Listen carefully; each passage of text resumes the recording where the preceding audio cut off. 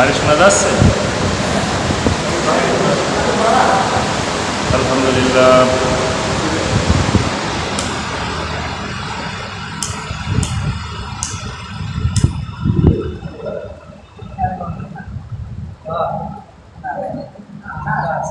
একটু সামনে আসেন, এই ডান সাইডে একটু আসেন, হালকা ডান সাইডে চলে আসেন, যেখানে ফ্যান চলছে আপনারা ফ্যানের এখানে আসেন। মোড়ের ওপর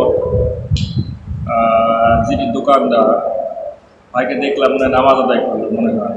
ভাইয়ের নাম যেন কি? ওই যে মোড়ের উপর যে দোকানটা, ওবায়দুল ভাই নামাজ আদায় করলো না এসব। ভাইকে আহ্বান করবো, বিশেষ করে সপ্তাহের এই একটা দিন যখন আমরা কোরআন থেকে আলোচনা করি, আমি আন্তরিকভাবে ভাইকে আহ্বান জানাবো, বিশেষ করে কোরআনুল কারীমের অনুষ্ঠান যখন চলবে এই সময়টুকু যদি ভাই বন্ধ করে রাখে, আমার মনে হয় আল্লাহ সুবহানাহু ওয়া তাআলা ভাইয়ের দোকানের উপর রহমত বরকত নাজিল করবে এবং তার পরিবারের উপরেও রহমত বরকত নাজিল করবে। কারণ আমরা জানি যে আমাদের রিজিকের মালিক আল্লাহ সুবহানাহু ওয়া তাআলা, ঠিক কিনা?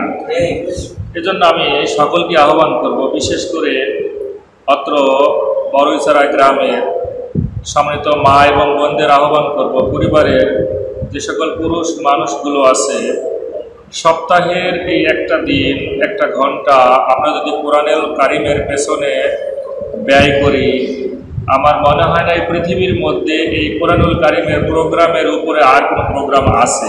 আমার মনে হয় না যে আছে, আর নেই। এটাই হলো পৃথিবীর মধ্যে আল্লাহ সুবহানাহু ওয়া তাআলার দৃষ্টিতে সর্বশ্রেষ্ঠ একটা জ্ঞানমূলক জায়গা, সবচেয়ে একটা রহমতের জায়গা। আমরা দুই দিক থেকেই কিন্তু ভাগ্যবান। একটা হলো বেহেশতের বাগানে আমরা বসে আছি, এটা কিন্তু একটা বেহেশতের বাগান, আমরা বেহেশতের বাগানে বসে আছি। আর অন্যদিকে আবার কোরআনুল কারীমের অনুষ্ঠানে আমরা বসে আছি। সেই দৃষ্টিকোণ থেকে from both side we are most lucky person, ঠিক কিনা? এই জন্য আমি আহ্বান করব অত্র গ্রামের সকল সম্মানিত মা এবং বোনদের পরিবারের পুরুষদেরকে আপনারা বাসা থেকে বের করে দিবেন যেন কোরআনুল কারীমের অনুষ্ঠানে আসে। আপনারা সশক্তি দেখতে পেলেন যে কোরআনুল কারীমকে যারাই অবহেলা করেছে, কোরআনুল কারীমকে যারাই অবজ্ঞা করেছে, যারাই কোরআনুল কারীমের প্রোগ্রামে বাধা দিয়েছে, আজ তাদের পরিণতি কি হচ্ছে এটা কিন্তু আমরা দেখতে পাচ্ছি। সুতরাং আপনার গ্রামে একটা কোরআনের অনুষ্ঠান চলবে, আর আপনি যদি কেউ হয়তো বিরোধিতা করে না ঠিক, কিন্তু আসে না, না আসা তো একটা অন্যরকম জিনিস। আর এমন তো নয় যে প্রতিদিনই হয়তো এটা হচ্ছে, তা না। সপ্তাহের একটা দিন একটা ঘন্টা আমরা এখান থেকে হয়তো মহামূল্যবান কিছু নসিহা শুনবো এবং আমরা আমাদের প্র্যাকটিক্যাল জীবনে কাজে লাগাবো। আর এর দরুন আল্লাহ সুবহানাহু ওয়া তাআলা আমাদেরকে ঘোষণা দিচ্ছে যে ওয়াইদ্দাতিল লিল মুত্তাকিন, আমি তোমাদেরকে জান্নাত দিব। তো আমাদের আলটিমেটলি গোল হলো জান্নাত পাওয়া। আমাদের চূড়ান্ত সফলতা হলো পৃথিবীর বুক থেকে চলে গিয়ে মৃত্যুর পর জান্নাত কামিয়াবি হওয়া। এটাই হলো আমাদের চরম একটা সার্থকতা, ঠিক কিনা? আসুন আমরা খুতবা দিয়ে আমরা আজকের এই কোরআনুল কারীম রাসূলের আদর্শ থেকে খুব গুরুত্বপূর্ণ কিছু আলোচনা আমরা শুনবো ইনশাআল্লাহ। ইন্নাল হামদালিল্লাহি ওয়াস সালাতি ওয়াস সালামু আলা রাসূলিল্লাহ, আম্মা বা'দু। সবাই পড়েন আউযু বিল্লাহি মিনাশ শাইতানির রাজীম। বিসমিল্লাহির রাহমানির রাহিম।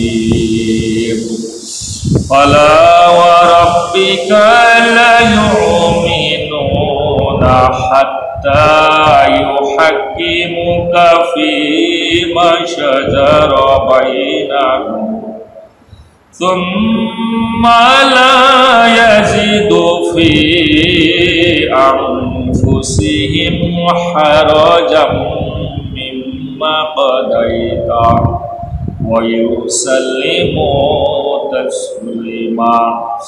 আন আনাস রাদিয়াল্লাহু তাআলা আনহু قال قال النبي صلى الله عليه وسلم لا يؤمن أحدكم حتى يحب لأخيه ما يحب لنفسه. ثم عن أنس رضي الله تعالى عنه قال قال النبي صلى الله عليه وسلم لا يؤمن أحدكم حتى أكون أحب إليه من والده وولده والناس أجمعين إن الله وملائكته يصلون على النبي يا أيها الذين آمنوا صلوا عليه وسلموا تسليما. اللهم জবানটা খুলে দিয়ে মহব্বতের সঙ্গে পড়েন মাওলানা মুহাম্মদ ওয়া আলা আলি সাইয়্যিদিনা মাওলানা মুহাম্মদ। আলহামদুলিল্লাহ, আল্লাহ সুবহানাহু ওয়া তাআলার দরবারে লাখো কোটি শুকরিয়া। মহাবিশ্বের মহাবিশ্বয় মহাগ্রন্থ আল কোরআনুল কারীম থেকে সূরা নিসা ৪তম সূরা নিসা ৬৫তম আয়াতে কারিমা তেলাওয়াত করার সুযোগ করে দিলেন এবং বিশ্বনবীর মুখ নিঃসৃত দুইটা হাদিস আমরা শুনলাম। আল্লাহ সুবহানাহু ওয়া তাআলা আজকে এই কোরআন এবং হাদিসের আলোকে মহামূল্যবান কিছু নসিহা আমরা আমাদের জীবনের জন্য প্র্যাকটিক্যালি আমল করতে পারি শোনার পর এই তৌফিক আল্লাহ সুবহানাহু ওয়া তাআলা আমাদের দান করুন, বলেন আমিন। আল্লাহ সুবহানাহু ওয়া তাআলা তামাম দুনিয়ার মধ্যে শ্রেষ্ঠ জায়গা এই বেহেশতের বাগানে আমাদেরকে একত্রিত করেছেন, এজন্য আমরা আরেকবার শুকরিয়া আদায় করি আলহামদুলিল্লাহ। আল্লাহ সুবহানাহু ওয়া তাআলার দরবারে আরো একবার শুকরিয়া আদায় করব এই কারণেই যে আমরা এই যেন তেন কোনো প্রোগ্রামে বসে নাই, আমরা কোনো পার্থিব জগতের মোহে মত্ত হয়ে বসি নাই, আমরা পৃথিবীর কোনো মায়ায় বসি নাই, কোনো খেলাধুলায় বসি নাই, আমরা কোনো গান বাজনার অনুষ্ঠানে বসি নাই, আমরা বসেছি স্বয়ং আল্লাহ সুবহানাহু ওয়া তাআলার কথা, তার লেখা মহাবিশ্বের মহাবিশ্বয় মহাগ্রন্থ আল কোরআনুল কারীমের অনুষ্ঠানে। সুতরাং এই পৃথিবীর মধ্যে শ্রেষ্ঠ জায়গা বেহেশতের বাগান, শ্রেষ্ঠ মহাগ্রন্থ আল কোরআনুল কারীম, সেই দিক থেকে আমরা আল্লাহ সুবহানাহু ওয়া তাআলার শ্রেষ্ঠ মেহমান, ঠিক কিনা? সুতরাং আমরা যেহেতু শ্রেষ্ঠ মেহমান আর এই মেহমান হিসাবেই তার বেহেশতের বাগানে আমাদেরকে দাওয়াত দিয়ে এনেছেন, এজন্য আমরা আর একবার শুকরিয়া আদায় করি আলহামদুলিল্লাহ। আপনার এই বড়ুইছড়া গ্রামে যদি কোনো অনুষ্ঠান হয়, বিবাহ অনুষ্ঠান হয়, বড়ুইছড়া গ্রামের কি সবাই দাওয়াত পায়? কথা বলুন, পায়? পায় না। যাদের হয়তো ভাগ্যে লেখা থাকে তাদের কি কিন্তু ওই লোকটার ফেভারিট যে পার্সনগুলো, they who are most favourite person, those person call them, তাদেরকে কিন্তু এই লোকগুলো ডাকে, ঠিক কিনা? তো আল্লাহ সুবহানাহু ওয়া তাআলাও বেছে বেছে এই বড়ুইছড়া গ্রামের সবাইকে কিন্তু দাওয়াত দেয় নাই যে এই বেহেশতের বাগানে বসার সুযোগ তাদের হবে, এই সুযোগটা কিন্তু দেয় নাই। দিয়েছে তাদেরকে যাদেরকে আল্লাহ খুব ভালোবাসেন এবং যাদেরকে আল্লাহ সুবহানাহু ওয়া তাআলা জ্ঞানবান করতে চান। কোরআনুল কারীম সূরা আল বাকারা দ্বিতীয়তম সূরা আল বাকারার 269তম আয়াতে আল্লাহ বললেন, ইউতিল হিকমাতা মাইয়াশা, আল্লাহ যারে ইচ্ছা তারে হিকমা দান করেন, জ্ঞান দান করেন। আল্লাহ যাকে চান, যাকে পছন্দ করেন তাকে হিকমা বা জ্ঞান উপহার দেন, বলেন সুবহানাল্লাহ। ওয়ামাইয়ুতাল হিকমাতা ফাকাদ উতিয়া খয়রান কাসীরা। আল্লাহ সুবহানাহু ওয়া তাআলা যে মানুষগুলোকে জ্ঞান দেন, সেই মানুষকে পৃথিবীর মধ্যে সবচেয়ে শ্রেষ্ঠ সম্পদ, সবচেয়ে উত্তম প্রতিদান আল্লাহ সুবহানাহু ওয়া তাআলা ওই মানুষকে দিয়ে থাকেন। বলেন সুবহানাল্লাহ। আর যাদেরকে দেন আর তারা কি করে, এই যে জ্ঞানটা পাওয়ার পর আল্লাহ সুবহানাহু ওয়া তাআলা যাদেরকে জ্ঞানটা দেন, এই জ্ঞান যারা পায়, জ্ঞানবান যারা হয়, আল্লাহ সুবহানাহু ওয়া তাআলা কুরআনুল কারীমে তাদেরকে একটা নাম দিলেন, ডাক দিলেন, ওমা ইয়াযাক্কারু ইল্লা উলুল আলবাব। আল্লাহ বললেন এই মানুষগুলো হলো জ্ঞানী মানুষ, আল্লাহর দৃষ্টিতে এরা হলো জ্ঞানী মানুষ। সুবহানাল্লাহ বলবেন না? তার মানে আপনারা যারা বসে আছেন, অর্থাৎ এই কুরআনুল কারীমের মহামূল্যবান কথাগুলো শোনার জন্যই তো বসে আছেন, ঠিক কিনা? তো এখানে যেহেতু বসেছেন এই কোরআনের কথাগুলো শোনার জন্য, আল্লাহ বললেন, আল্লাহ ঘোষণা দিলেন, ওমা ইয়াযাক্কারু, যারা এই কোরআনের কথাগুলো শোনার জন্য বসে থাকে, ইল্লা উলুল আলবাব, আমি তাদের নাম দিলাম, তারা হলো জ্ঞানী। বলেন সুবহানাল্লাহ। এই বাংলাদেশের একজন ভাষাবিদ ছিলেন, তার নাম ছিল ডক্টর মোহাম্মদ শহীদুল্লাহ। নাম শুনেছেন? ডক্টর মোহাম্মদ শহীদুল্লাহ যখন কোনো কনফারেন্স করতেন, এই কনফারেন্সে সে একজন ভাষাবিদ মানুষ, তার কনফারেন্সে কিন্তু যেন তেন মানুষ বসতেন না, সব পিএইচডি ডিগ্রিধারী মানুষগুলো কিন্তু বসতো। এই পিএইচডি ডিগ্রিধারী মানুষগুলো যখন তার প্রোগ্রামে বসতো, at first doctor Mohammad Shahidullah ask them, তাদেরকে জিজ্ঞাসা করতেন, do you know how to read the holy Quran? তোমরা কি জানো কিভাবে কোরআন পড়তে হয়?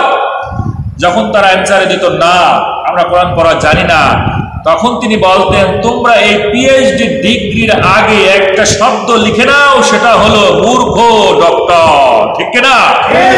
এই পৃথিবীর মধ্যে আপনি পৃথিবীর যত সিলেবাসের বই আপনি পড়েন না কেন, আর যত ডিগ্রি সারা পৃথিবী থেকে নিয়ে আসেন না কেন, যদি কোরআনের জ্ঞান যদি আপনার ভিতরে না থাকে, আল্লাহর কসম আপনি মূর্খ মূর্খ মূর্খ। ঠিক কিনা?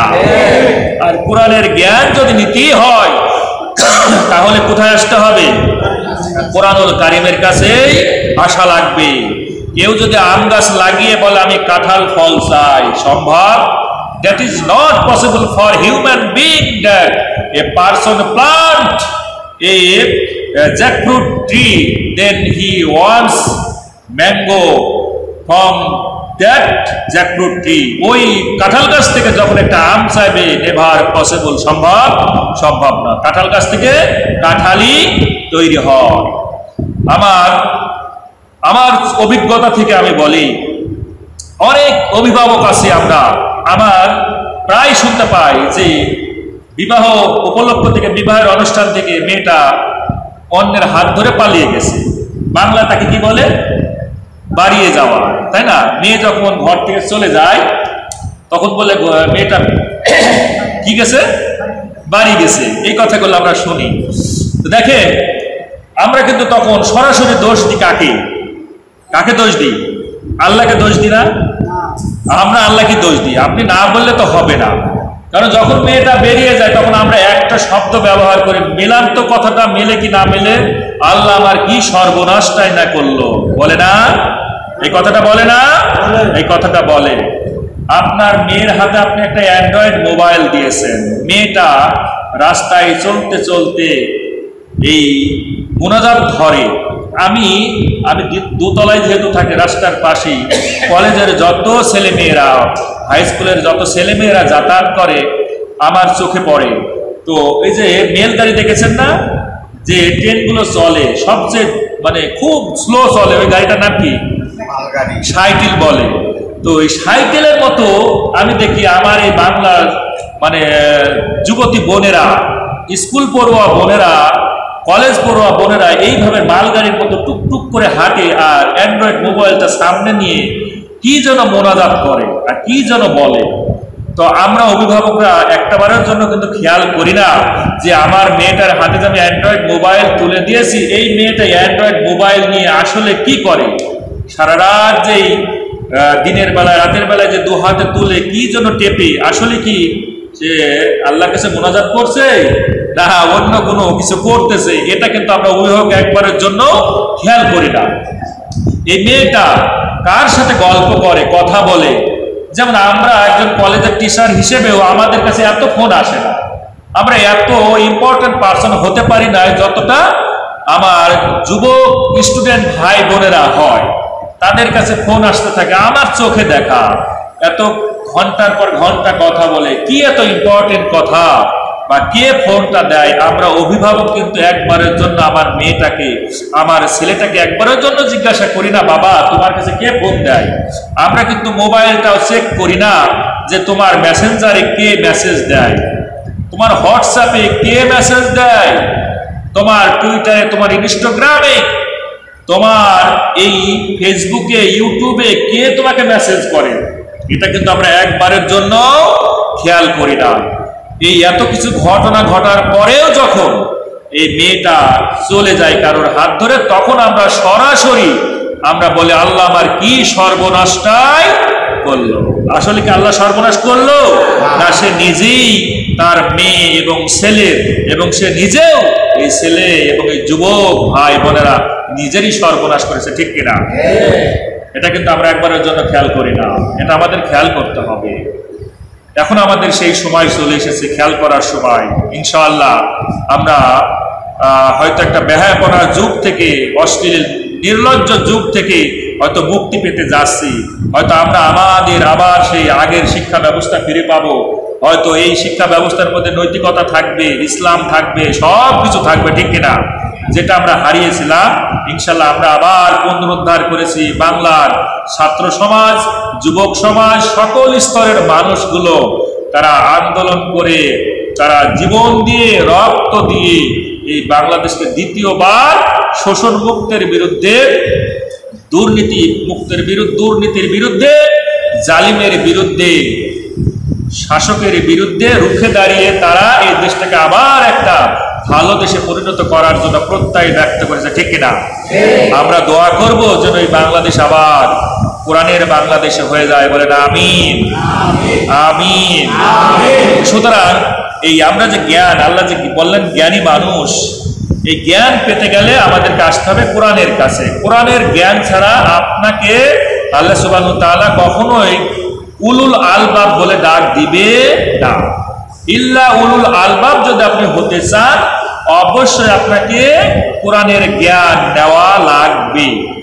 এবং সকল অভিভাবক মহোদয়কেও আমি আন্তরিকভাবে আহ্বান করতে চাই, আপনার ছেলে মেয়েদেরকে প্রথম get up from bed early at that moment you give Holy Quran your children's hand, আপনার ছেলে মেয়ের হাতে কোরআন ধরিয়ে দেন এবং বলেন সকালবেলা তুমি আগে শুরু করো কি দিয়ে?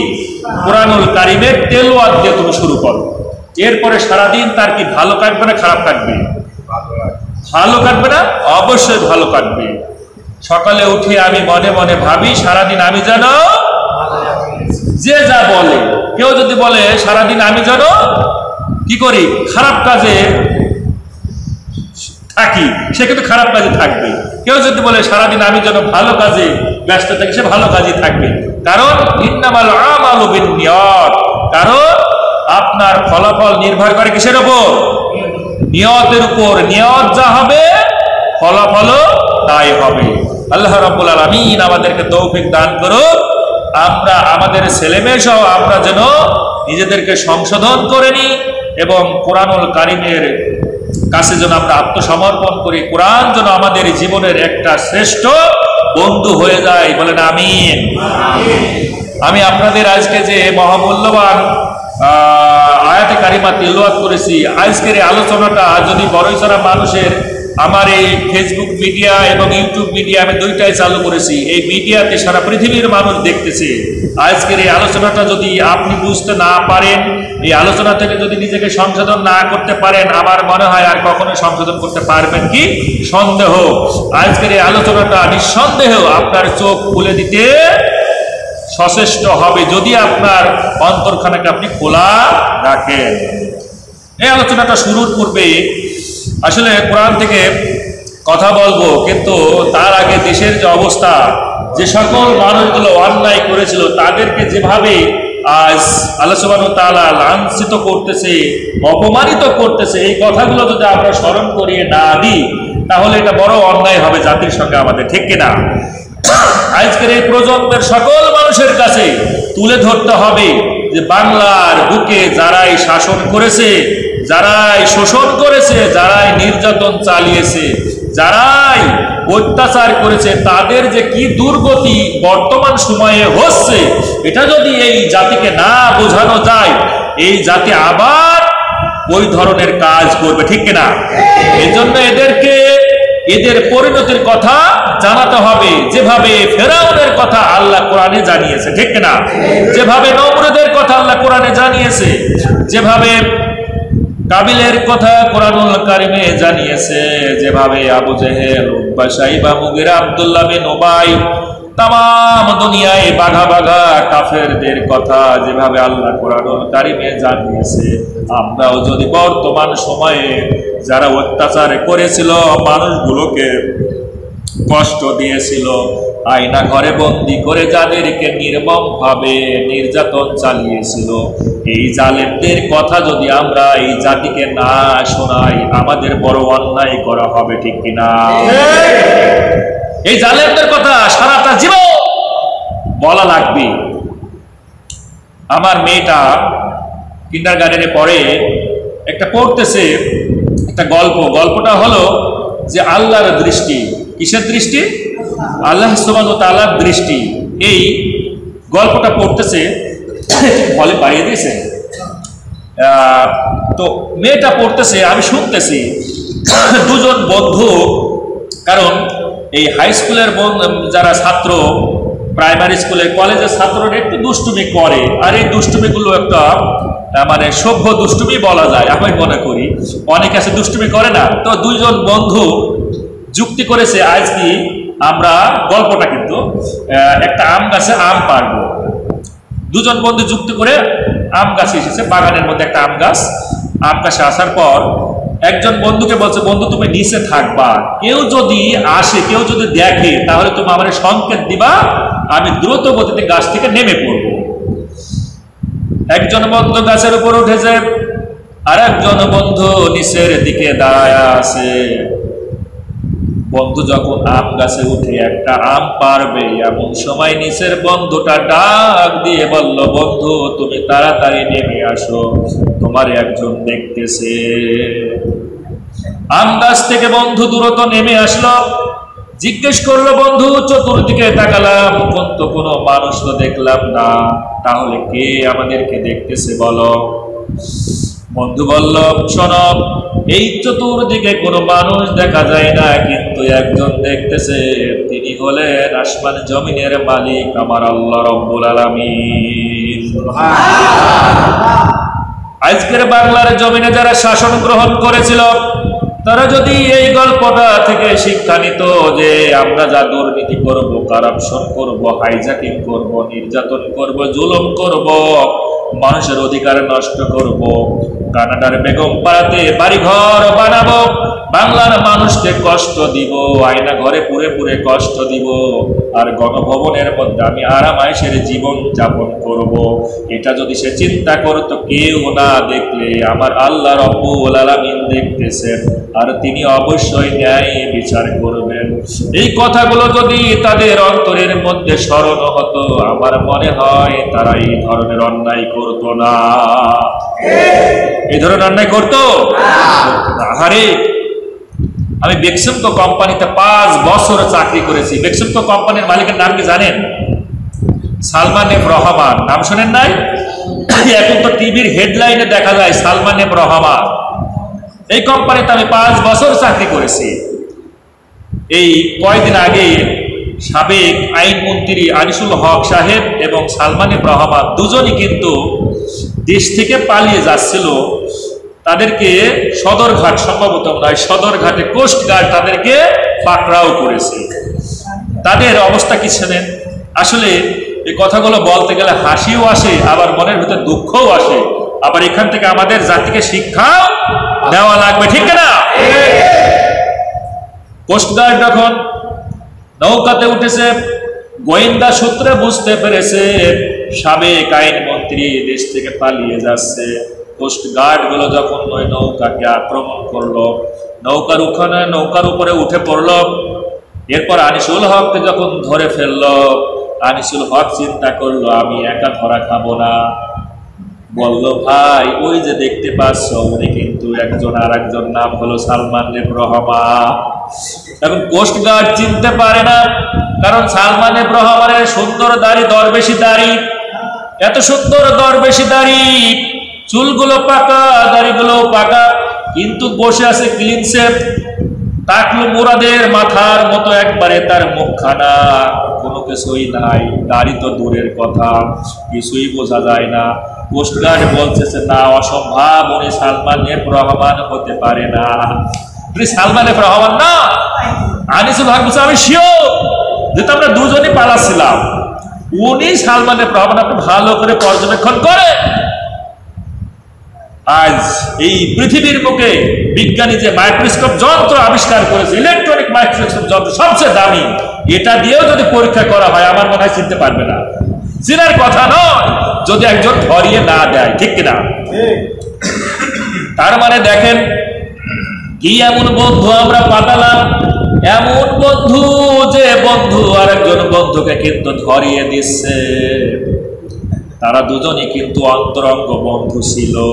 আহারে আল কুফরু মিল্লাতুন ওয়াহিদা, আল্লাহ রাব্বুল আলামিন বললেন পৃথিবীর মধ্যে একজন কাফের আরেকজন কাফেরের হলো বন্ধু, ঠিক না?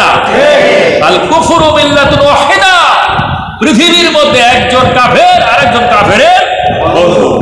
ঠিক অনুরূপ ভাবে একজন মুমিন, একজন মুসলমান আরেকজন মুসলমানের কি বন্ধু। এই বন্ধু কখনো বিপদ থেকে সরে যায় না, যত বিপদ আসুক বন্ধুর পাশে বন্ধুরাই দাঁড়ায়। এরপরে যখন ওদের দুজনকে ধরে ফেললো, এরপরে তাদের পরনে যে পোশাক ছিল, লুঙ্গি ছিল, দুজনের লুঙ্গি কিন্তু একই লুঙ্গি এবং খুব অল্প দামে। দরবেশ সাহেব মাথায় চুলও কিন্তু কালার করেছে, কালো কালার করেছে, চুলটা পাকা চুল ছিল, কালার করে একবার কালো খসখস করছে, একবারে যৌবনে পরিণত হয়ে গেছে। এরপরে যখন তাদেরকে নিয়ে আসা হলো, সাংবাদিকরা প্রশ্ন করলো যে দুজনের লুঙ্গি তো একই লুঙ্গি ছিল, কিন্তু এখন এই লুঙ্গি চেঞ্জ হওয়ার কারণটা কি? দুজনের লুঙ্গি দুই রকম হয়ে গিয়েছে, কারণটা কি? তখন বলতেছে যে আসলে যখন ধরে তখন এই দরবেশের পায়খানা হয়ে গেছিল, কয়েকবার প্রস্রাব ফিরিয়ে ফেলেছিল, যার কারণে তার লুঙ্গির ওই অবস্থা থাকতেই তার লুঙ্গির চেহারাই চেঞ্জ হয়ে গিয়েছে। দেখেন এই বাংলাদেশের মধ্যে সম্পদের দিক দিয়ে, টাকার দিক দিয়ে নাম্বার 1 কিন্তু বেক্সিমকো কোম্পানির মালিক সালমান রহমান। তিনার বাবা কিন্তু একজন সম্মানীয় ব্যক্তি ছিলেন এবং অত্যন্ত গুরুত্বপূর্ণ একজন ব্যক্তি ছিলেন এই দেশে। কি দরকার ছিল এই মানুষের সঙ্গে অন্যায় করা, অপরাধ করা? যে মানুষ দাড়ি কেটে আল্লাহর সঙ্গে দুশ্মনী করতে পারে, এই মানুষ এই বাংলাদেশের মানুষের সঙ্গে কতটা দুশ্মনী করেছে, ঠিক না? যারা আল্লাহর সঙ্গে দুশ্মনী করতে পারে, মুখের দাড়ি কেটে আল্লাহর সঙ্গে দুশ্মনী করেছে, তাহলে বাংলার মানুষের সঙ্গে কত রকমের দুশ্মনী এই মানুষগুলো করেছে। এমন কোন ব্যাংকিং খাত নাই, এমন কোন শেয়ার বাজার নাই যে ধ্বংস করেনি। 37,000 কোটি টাকা এই ব্যাংকগুলো থেকে ছেড়ে নিয়েছে। আর কত কোটির কথা বলবো, আর টাকার কথা বলতে গেলে আর রাত দিন পোয়াবে না, এত দুর্নীতি আল্লাহ সহ্য করে না।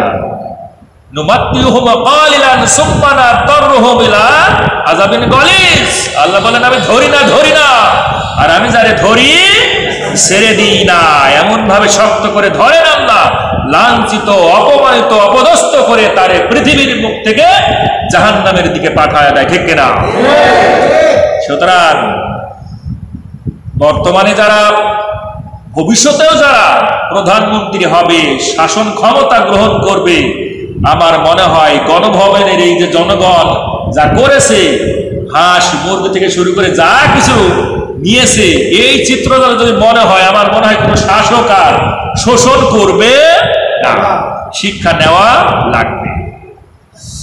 আসুন আমরা এই কোরআন থেকে যে আলোচনাটা শুনবো, 6টা সার্টিফিকেট আমাদের অর্জন করা লাগবে যদি আমরা মুমিন হতে চাই। মুমিন হতে গেলে, সম্মানিত বড়চড়ার মানুষ, যদি আপনি নিজেকে মুমিন দাবি করতে চান, তাহলে 6টা শর্ত আপনাকে পূরণ করা লাগবে, 6টা সার্টিফিকেট আপনাকে অর্জন করা লাগবে, তার আগে আপনি মুমিন হতে পারবেন না। আর মুমিন না হলেও জান্নাত আল্লাহ সুবহানাহু ওয়া তাআলা দিবেন না, যেহেতু কোরআনুল কারীমের দাবি হলো উইদ্দাত লিল মুত্তাকিন, আমি জান্নাত বানিয়েছি যারা মুমিন বান্দা তাদের জন্য। তার মানে মুমিন হওয়া লাগবে, আর যদি মুমিন না হতে পারে তাহলে কিন্তু আল্লাহ জান্নাত দিবে না। একজন মানুষ যখন অমুসলিম থেকে মুসলমান হয়, সর্বপ্রথম তাকে কি করতে হয়? কি করতে হয়? ঈমান আনা লাগে, তাই না? ঈমান আনা লাগে। এই যে ঈমান আনতে হয়, ইসলামের প্রথম ধাপ, মানে অমুসলিম থেকে মুসলমান হতে গেলে সর্বপ্রথম লাগে কি? ঈমান। ঈমান ছাড়া কোনো কিছু কবুল হবে? হবে না। কেউ যদি ঈমান আনার পর চিন্তা করে যে আমি জান্নাতে যাব, তারে কিন্তু জান্নাতে যেতে গেলে ঈমানদার দাবি শর্ত পূরণ করা লাগবে। আমি কোরআনুল কারীমের মধ্যে এই যে ঈমান, আল ঈমান, এই শব্দটা একবার নয় দুইবার নয়, ঈমান শব্দটা আমনুন থেকে এসেছে। এই আমনুন মূল ধাতু কোরআনুল কারীমের মধ্যে 879 বার দিয়েছে। বলেন সুবহানাল্লাহ। এত গুরুত্বপূর্ণ, এত ইম্পর্টেন্ট একটা শব্দ, ঈমান যার আছে আর যার নাই আকাশ পাতাল ব্যবধান। কারণ ঈমান ছাড়া পৃথিবীর কোনো ভালো কাজ গ্রহণযোগ্য হবে না। এই কারণে আল্লাহ রাব্বুল আলামিন এই আমনুন শব্দটা কোরআনুল কারীমের মধ্যে এতবার দিয়েছেন। আল ঈমান এই শব্দটা অর্থাৎ আমনুন থেকে 15টা ডেরিভেটিভ ফর্ম বের হয়েছে, তার মধ্যে একটা ডেরিভেটিভ ফর্ম হলো আল ঈমান। আল ঈমান এই শব্দটা কোরআনুল কারীমের মধ্যে 21টা সূরার 45টা আয়াতের মধ্যে 45 বার আল্লাহ দিয়েছেন। বলেন সুবহানাল্লাহ। একজন মুসলমান থেকে যখন মুসলিম হয়, তারে কয়েকটা স্টেজ অতিক্রম করা লাগে, কয়েকটা স্টেপ তাকে পার করতে লাগে। প্রথম হলো ঈমান আনা লাগে, অর্থাৎ 7টা বিষয়ের উপর তাকে বিশ্বাস করা লাগে। 2 নাম্বার হলো ঈমানদার দাবির শর্ত পূরণ করা লাগে। ঈমানদার দাবির শর্ত যদি পূরণ করে, ঈমান আনার ঈমানদার দাবির শর্ত, এই 2টা মিলে সেই মানুষটা মুমিন হয়ে যায়। তার মানে এখন আমরা দেখব যে বাংলাদেশে আমরা যারা 95% মানুষ দাবি করি আমরা মুসলমান, আর আজকের এই আলোচনা থেকে দেখব আমরা মুসলমান তো দূরের কথা, আমরা ঈমান পর্যন্ত আনতে পেরেছি কিনা, আমরা ঈমান এনেছি কিনা, এটা আমরা কোরআন হাদিসের আলোকে দেখব। মুমিন তো দূরের কথা, মুসলমান তো অনেক দূরের কথা। 7টা বিষয়ের উপর আপনাকে ঈমান আনা লাগবে। আমানতু বিল্লাহি ওয়া মালাইকাতিহি ওয়া কুতুবিহি ওয়া রাসূলিহি ওয়াল ইয়াউমিল আখিরি ওয়াল কদরি খাইরিহি ওয়া শাররিহি মিনাল্লাহি তাআলা ওয়াল বা'সি বা'দাল মাউত। বলে গেলেন নাকি? তাকবীর দেওয়া লাগে। আল্লাহ মুখ দিয়েছে, জবাব দিয়েছে, জিহ্বা দিয়েছে, যদি এখানে খিল লাগিয়ে দেয় তাহলে সারা জীবনের জন্য বন্ধ হয়ে যাবে মুখখানা। এই জন্য জবান দিয়েছে, লিল্লাহি তাকবীর। এই রকমের গরম হতে হবে, নরম হওয়ার সময় শেষ, এখন গরম হতে হবে। সারা জীবনে নরম থাকা যাবে না। বাঘের মতো হুঙ্কার দেওয়া লাগবে, ওই মেকুরের মতো বিড়ালের মতো 500 বছর বেঁচে কোনো লাভ নাই। কোরআনের পাখিটা বলতো না, কোরআনের পাখি বলতো এমন এক সময় আসবে ইঁদুরের গর্ত পর্যন্ত খুঁজে পাওয়া যাবে না, ঠিক কিনা? আর সেটাই দেখা গিয়েছে। কোরআনের পাখির প্রত্যেকটা কথা আল্লাহ সুবহানাহু ওয়া তাআলা কবুল করেছে, যে ইঁদুরের গর্ত পর্যন্ত খুঁজে পাওয়া যাবে না বাংলার জমিনে, সেটাই পাওয়া গিয়েছে। ইঁদুরের গর্ত তো দূরের কথা, বঙ্গোপসাগর পাড়ি দিয়ে দাদার দেশে চলে গিয়েছে, ঠিক কিনা? বুঝতে পারছেন? এই 7টা বিষয়ের উপর ঈমান আনা লাগবে। আল্লাহর উপর ঈমান আনা লাগবে, ফেরেশতাদের উপর, কিতাবগুলোর উপর, নবী রাসূলদের উপর। আর কিয়ামত অনুষ্ঠিত হবে তার উপর, আপনার তাকদীরের মধ্যে আল্লাহ ভালো মন্দ লিখে রেখেছেন এটার উপর, আপনার হায়াত আর মাউতের মালিক আল্লাহ, এই 7টা বিষয়ের উপর আপনাকে ঈমান আনা লাগবে, ঠিক কিনা? এই যে 7টা বিষয়ে আপনি বিশ্বাস করলেন, আমি 14 জন মুফাসসিরিনগণ, 14 জন নামি দামি মুহাদ্দিসগণ ব্যক্ত করেছেন ঈমান জিনিসটা কি, ঈমানের সংজ্ঞা আমি 14 জন নামি দামি মুফাসসিরের কাছ থেকে আমি কোট করেছি, অনেকগুলো গ্রন্থের আলোকে আমি এটা কোট করেছি। ঈমানদারের শর্ত পূরণ করতে গেলে 14 জন মুফাসসিরগণ বলতেছেন, আল ঈমানু হুয়া তাসদীকু বিজামি'i মা জাআ বিহি নবী সাল্লাল্লাহু আলাইহি ওয়াসাল্লাম।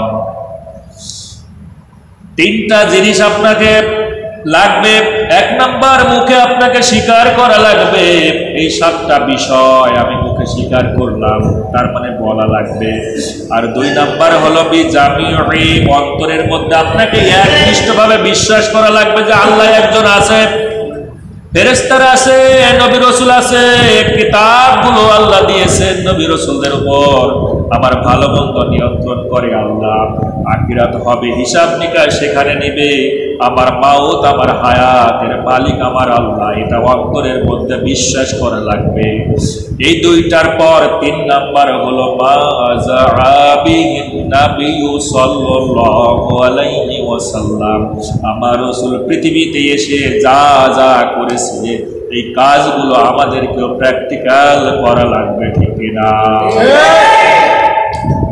আমার তো মনে হয় বাংলাদেশের আমরা যারা 95% মানুষ দাবি করি আমরা মুসলমান, 1 নাম্বার আর 2 নাম্বারটা আমরা কিন্তু পালন করি, আর 3 নাম্বারের কাছে গিয়ে আমরা কিন্তু ধরা খেয়ে যাই। বাংলাদেশের মানুষগুলোকে যদি জিজ্ঞেস করেন, ভাই আল্লাহকে কি বিশ্বাস করো, আল্লাহ যে আছে একজন, বলো হ্যাঁ অবশ্যই বিশ্বাস করি, তোমার চেয়ে আমার গাঢ় হৃদয়, তারা বলে হ্যাঁ বিশ্বাস করি। আবার যদি বলো মুখে কি স্বীকার করতেছো, বলো হ্যাঁ করি, কিন্তু 3 নম্বরে রাসূল বললেন আমি যা যা করেছি প্র্যাকটিক্যাল তোমাদের তাই করা লাগবে, এখান গিয়ে কিন্তু নীরব। যদি নীরব না হতো, এই বড় ইসারা গ্রামে কয়টা মসজিদ আছে বলেন? কয়টা মসজিদ? 5টা মসজিদ। 5টা মসজিদের এই ইশার সময় চিত্র যদি এমন হয়, আমি নামাজ আদায় করালাম, মাত্র 2টা কাতারের মানুষ নামাজ আদায় করলো, সত্যিকার অর্থে 3 নাম্বার বিশ্বাসটা যদি মানুষের দিলের মধ্যে থাকতো, নবী যা করেছে আমরাও তাই করব, ঈমান আনতে গেলে, তাহলে এই বড় ইশারা 5টা মসজিদ কি হতো না তার চেয়ে বেশি লাগতো? কতগুলো মানুষ আছে বড় ইশারা গ্রামে? কতগুলো মানুষ আছে? প্রায় 5000-এর উপরে মানুষ। কত? 1700 মানুষের মধ্যে আমি আজকে ঈশার সময় পেলাম সর্বোচ্চ 25 জন বা 30 জন, তাহলে 5টা মসজিদে 5-30 150, তাহলে আর 1500 মানুষ গেল কোথায়? তার মানে রাসূল বললেন আমি যা যা প্র্যাকটিক্যাল করেছি, আমার রাসূল কি নামাজ আদায় করেননি? আমার রাসূল কি যুদ্ধের ময়দানে জিহাদ করে নাই? আমার রাসূল কি যাকাত দেয় নাই? আমার রাসূল কি হজ করে নাই? আমার রাসূল কি ভালো ভালো সমাজে কাজ করে নাই? আমার রাসূল কি তাফসীর করে নাই? আমার রাসূল কি মাহফিলে সাহাবা আজমাইনদের সামনে হাদিস কোরআনের আলোচনা করে নাই? যদি করে থাকে প্র্যাকটিক্যাল করেছেন, আমরাও প্র্যাকটিক্যাল যদি না করতে পারি তাহলে কিন্তু আমরা ঈমানদার দাবি করতে পারবো? আসুন তাহলে আমরা কেন বলি 95% মানুষ? আমার তো মনে হয় আমরা ঈমানই ঠিক মতো এখন আনতে পারি নাই। যদি ঈমানই আনতে পারতাম, আমার তো মনে হয় 3টা জিনিস আমরা কিন্তু ওতপ্রোতভাবে মেনে নিতে পারতাম। আল্লাহ রাব্বুল আলামিনের দৃষ্টিতে পৃথিবীতে কুরআনুল কারীমের মধ্যে যত টাইটেল দিয়েছেন, ভালো ভালো টাইটেল, মুমিন, মুহসিনিন, মুহবিতিন, মুকিনিন, মুত্তাকি, তাওবাকারিনী, মুসলমান, যত রকমের এই ধরনের ভালো ভালো টাইটেল দিয়েছেন, তার মধ্যে শ্রেষ্ঠ টাইটেল, শ্রেষ্ঠ পছন্দের নাম হলো মুসলমান। বলেন সুবহানাল্লাহ। আমি কোরআনুল কারিমে যতটুকু অধ্যয়ন করলাম, এক জায়গাতেও দেখে নাই, এক জায়গাতেও আমি পাই নাই যে তুমি মুমিন না হয়ে মৃত্যুবরণ করো না, তুমি মুত্তাকি না হয়ে মৃত্যুবরণ করো না, তুমি ইমানদার না হয়ে মৃত্যুবরণ করো না। আমি এটা কিন্তু পাই নাই, কিন্তু পেয়েছি। আল্লাহ বলেছেন সূরা আলে ইমরান ৩তম সূরা আলে ইমরানের ১০২তম আয়াতে কারিমার মধ্যে আল্লাহ বললেন, ইয়া আইয়ুহাল্লাযীনা আমানুত্তাকুল্লাহা হাক্কা তুকাতিহি ওয়া লা তামুতুন্না ইল্লা ওয়া আনতুম মুসলিমুন। আল্লাহ ডাক দিয়ে বললেন, ও হে তোমরা যারা ইমানের দাবি করো, আমি রবকে ভয় করো, ভয় করার মতোই ভয় করো, আর তোমরা মারা যেও না, মৃত্যুবরণ করো না যতক্ষণ না তোমরা মুসলমান না হবা। মুসলমান হয়ে তোমরা কবরে চলে আসো। তার মানে কি বুঝলেন? আমরা তো মুসলমান, তাহলে এই কোন মুসলমানের কথা আল্লাহ বললেন? আর আমরা কোন মুসলমান? আল্লাহ বললেন মুসলমান না হয়ে মৃত্যুবরণ করো না। আপনি যদি অত্র বাংলাদেশের মানুষকে জিজ্ঞাসা করেন, ভাই আপনি মুসলমান না অন্য কিছু, বলে ভাই মুসলমান মানে কি? আপনি যদি ওই সরকারি আদমশুমারি রিপোর্টে যান, সর্বপ্রথম আমার নামটাই খুঁজে পাবেন যে আমি মুসলমান হব, ঠিক কিনা? এটা আমরা আদমশুমারি রিপোর্টে পেয়েছি, আর আমরা প্রত্যেক সূত্রে মানে বাবা মার কাছ থেকে আমরা ওই মুসলমান হয়ে জন্মগ্রহণ করেছি। এটাই হলো আমাদের আসল পরিচয়, এবং আমরা এটা নিয়েই গর্ববোধ করি যে মৃত্যুর পরে আমরা মুসলমান হই, মারা যাব। কিন্তু আল্লাহ কোন মুসলমানের কথা বলবেন? আমানুত্তাকুল্লাহা হাক্কা তুকাতিহি, ঈমানদাররা তো এমনি আল্লাহকে ভয় করে, তারপরে আবার বলেন, ওহে তোমরা যারা ঈমানের দাবি করো, আমি রবকে ভয় করো, ভয় করার মতো ভয় করো। তার মানে ঈমানদারকেই বলছে ভয় করো, ভয় করার মতো। তার মানে এই ভয় আবার কোন ভয়? বুঝতে হবে। এই জন্য মুসলমান শুধু আমরা নামে হলে হবে না, আমাদের কাজে হওয়া লাগবে। আসুন, এই যে কোরআনুল কারিমের মধ্যে আল্লাহ কোথাও কিন্তু বলে নাই ইন্নাল্লাযীনা আমানু লাহুম জান্নাতুন তাজরি মিন তাহতিহাল আনহার। আল্লাহ কিন্তু এই কথাও বলে নাই ওয়া আমিলুস সলিহাতি লাহুম জান্নাতুন তাজরি মিন তাহতিহাল আনহার। আল্লাহ কিন্তু এই কথাও বলে নাই যেখানেই দেখবেন ইন্নাল্লাযীনা আমানু, সেখানেই পাবেন ওয়া আমিলুস সলিহাত। ইন্নাল্লাযীনা আমানু ওয়া আমিলুস সলিহাতি লাহুম জান্নাতুন তাজরি মিন তাহতিহাল আনহার। তাকবীর ভুলে গেলেন? আল্লাহ বললেন আগে ঈমান আনো, এরপরে কি আমলে সলিহা করো, মানে প্র্যাকটিক্যাল আমল করো। এই দুইটার কম্বিনেশনে আল্লাহ বলেন আমি তোমাদেরকে জান্নাত দিব। তো আমরা এখান থেকে এতটুকু বুঝলাম যে ঈমানদার দাবি করতে গেলে মুখে স্বীকার করা লাগবে, অন্তরে বিশ্বাস করা লাগবে, প্র্যাকটিক্যাল কাজ করে দেখাতে হবে। আল্লাহর কাছে সবচেয়ে পছন্দ হলো প্র্যাকটিক্যাল কাজটা। আপনি মুখে বললেন, অন্তরে বিশ্বাস করলেন। এটা আবু জেহেলও জানতো যে মুহাম্মদ একজন নবী, ঠিক কিনা?